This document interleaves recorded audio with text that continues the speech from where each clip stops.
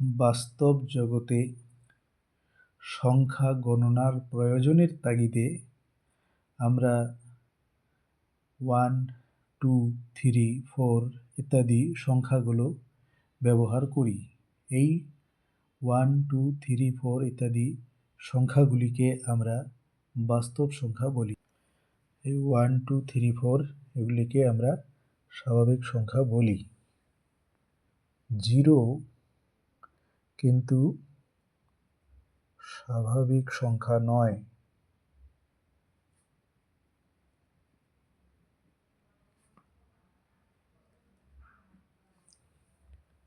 এই শূন্যকে স্বাভাবিক সংখ্যার দলে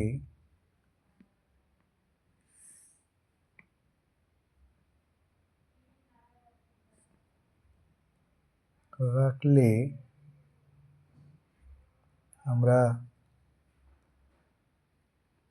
অখণ্ড সংখ্যা পাব।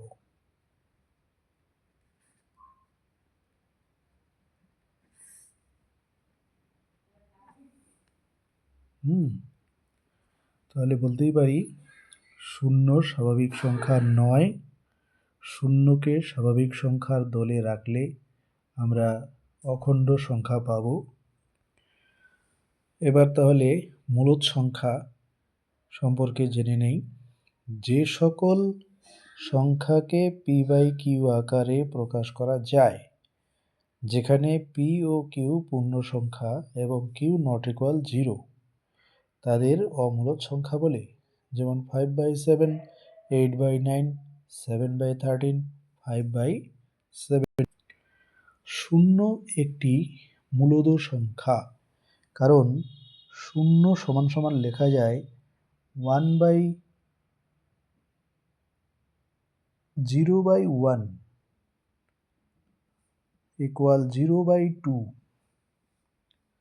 equal 0/3, এইভাবে আমরা কিন্তু লিখতে পারি। এখন আমরা জানব সমতুল্য মূলদ সংখ্যাটা কি।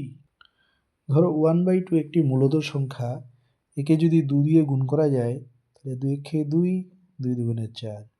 এটাকে যদি আবার 1/2কে যদি 3 দিয়ে গুণ করা যায় তাহলে 3 একে 3, 3 দুগুণে 6।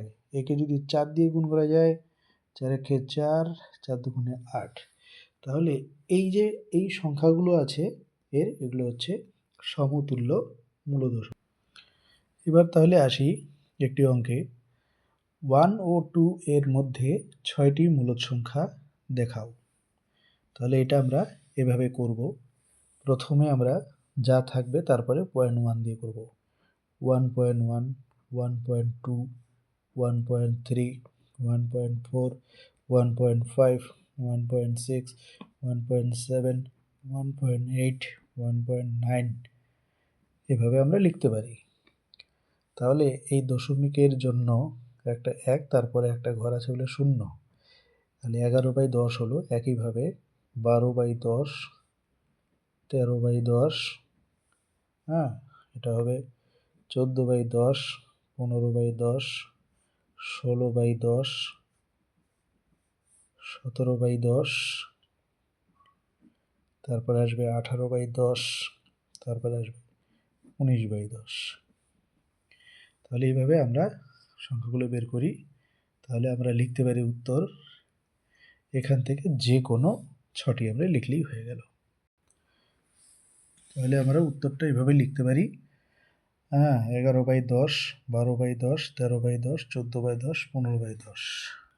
তাহলে আরেকটি প্রশ্নের সমাধান করি। 1/5 ও 1/4 এর মধ্যে 3টি মূলদ সংখ্যা দেখাও। প্রথমে আমরা এপাশে লিখব 1/5 আর এপাশে লেখো 1/4।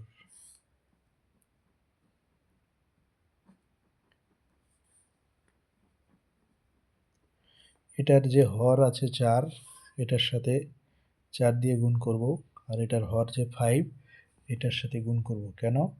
আমরা কি করব, হরটাকে মিলাবো। তাহলে আমরা কি লিখতে পারি, 4 একে হবে 4, 4 5 হবে 20, এটা আসবে 5 একে 5, 4 5 হবে 20। তাহলে আমরা কি দেখলাম, এখানে 4 আর 5 একে আবার কি করব, 2 দিয়ে গুণ করব। হ্যাঁ, এটাকেও আমরা 2 দিয়ে যদি গুণ করি তাহলে হবে কত, 4 দুগুণে হবে 8, 20 দুগুণে হবে 40। এটাকেও আমরা 2 দিয়ে গুণ করব, তাহলে আসবে এটাতে 10, এখানে আসবে 40। আবার 2 দিয়ে গুণ করব, তাহলে যদি 2 দিই, 8 দুগুণে হবে 16, এটা আসবে 40 দুগুণে 80। এটাকেও সেম 2 দিয়ে যদি গুণ করা যায় তাহলে আমরা লিখতে পারি 10 দুগুণে 20, 40 দুগুণে 80। তাহলে এখানে 3টি মূলদ সংখ্যা হবে। তাহলে আমরা উত্তরটা এইভাবে লিখতে পারি, 1/5 ও 1/4 এর মধ্যে 3টি মূলদ সংখ্যা 17/80, 18/80, 19/80। এভাবে আমরা লিখতে পারি। এরপর আসি অমূলদ সংখ্যা। তাহলে আমরা বলতে পারি যে সকল সংখ্যাকে p/q আকারে প্রকাশ করা যায় না, যেখানে p ও q পূর্ণ সংখ্যা এবং q ≠ 0 তাদের অমূলদ সংখ্যা বলে। যেমন √3, √7, √13, √17 এগুলো হচ্ছে অমূলদ সংখ্যা। তাহলে আমরা একটি ছকের মাধ্যমে দেখাতে পারি বাস্তব সংখ্যা দুরকম, মূলদ সংখ্যা, অমূলদ সংখ্যা। মূলদ সংখ্যা হচ্ছে আবার মূলদ সংখ্যাকে 2 ভাগে ভাগ করা যায়। একটা হলো পূর্ণ সংখ্যা আর একটা হচ্ছে ভগ্নাংশ সংখ্যা। পূর্ণ সংখ্যা আবার 3 রকম, একটা ধনাত্মক মানে প্লাস সংখ্যা, 0, এবং হচ্ছে ঋণাত্মক সংখ্যা মানে মাইনাস সংখ্যা।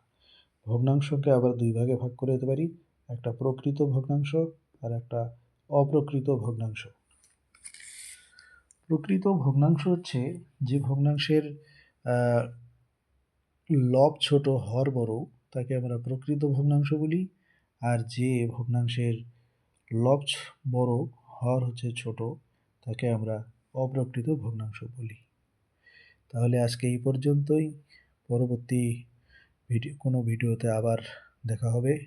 তোমাদের যদি আমার এই অঙ্কগুলো যদি ভালো লাগে তাহলে তোমরা অবশ্যই চ্যানেলটা সাবস্ক্রাইব করবে এবং সাবস্ক্রাইব করে বেল আইকন অন করে রাখবে, তাহলে আমার যে কোনো তৈরি করা ভিডিও তোমাদের কাছে আগে পৌঁছাবে।